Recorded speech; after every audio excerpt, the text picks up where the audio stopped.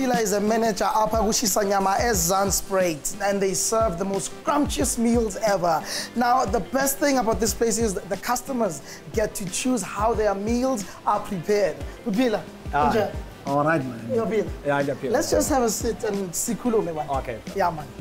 It's right, it's about peace, ne? Yes. Yes. So expecting Jaman Tabangai, I'm sure. I can't tell. A lot. Braai, tell me, how does a Shisanyama operate? Okay, let me tell you. We start opening at 7 o'clock. We prepare fire and clean the place. And then we open up at 9 o'clock. For the public. Yes. And how do you prepare that pap? How much of salt do you use in your pap? In our pap, we don't use salt at all.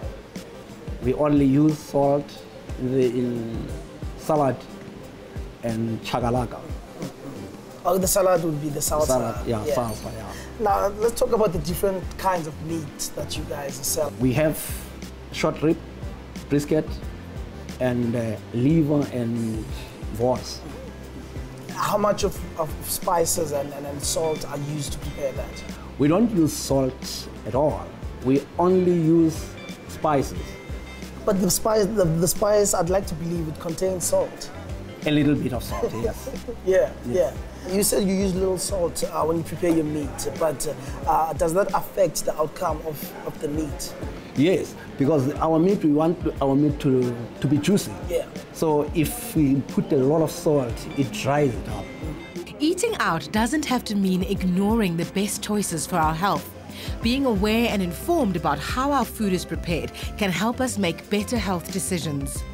We as South Africans love our meat and all our traditional foods that go with that steak, that pap, that mrog, chakalaka, add a bit of gravy. Ooh, as scrumptious as that meal sounds, it can add up to a lot of salt, which can be bad for our health. So the question is, can we change our habits? Or do we want to change our habits? Well, let's find out. Well, boy, how much salt do you put? I grew up using salt. Yeah. So you love your salt? Too much. But do you know the dangers of salt? Yeah, I know the dangers of the salt, but I don't put too much. I don't put too much. Yeah. I just it's only that if you can taste this meat, you can enjoy it. I can enjoy it. Yeah. Do you usually taste it when it comes, or do you just hoy the salt? They have a specific spice. Okay. For the preparations. Yes. So that spice has enough meat, has enough salt. I'm not a salt person, so I'm not gonna add salt. Have you always been like that? Like, yeah, my grandmother's got high blood pressure, right? So that's probably why I don't like salt. South Africa has the highest rate of high blood pressure in the world in people over 50, dramatically increasing our risks for heart attack and stroke.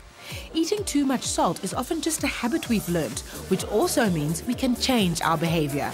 Like in my family, my father usually, before we eat food, before we even taste the food, then my mother's always like crazy about it. And she's like, you know, so your father does it? Yeah, he does. That's why I think it's hereditary. So we usually just like put salt before we even taste the food. And health-wise, as you said, if your father's been doing it, it hasn't affected him in any way? It has, because his doctors and, you know, like, they prescribe no less salt, less this, less that. But do you ever think 10 years, 15 years, 20 years from now, this will affect your health?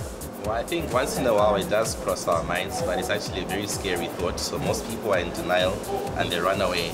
You can slowly see, like, the youth, like, really trying to, like, you know, work out more, eat healthy, and, you know, like, stuff like that. Okay, gentlemen, thank you so much for your time and enjoy your chisanyama meal. About 40% of South Africans from 35 to 44 have high blood pressure. Hypertension is strongly linked to lifestyle choices, so we can start practicing prevention before we need pills. Now, eating less salt doesn't mean that you need to eat less of your favorite food. It just simply means that we might need to just change a few habits or just become more choosy when we eat out.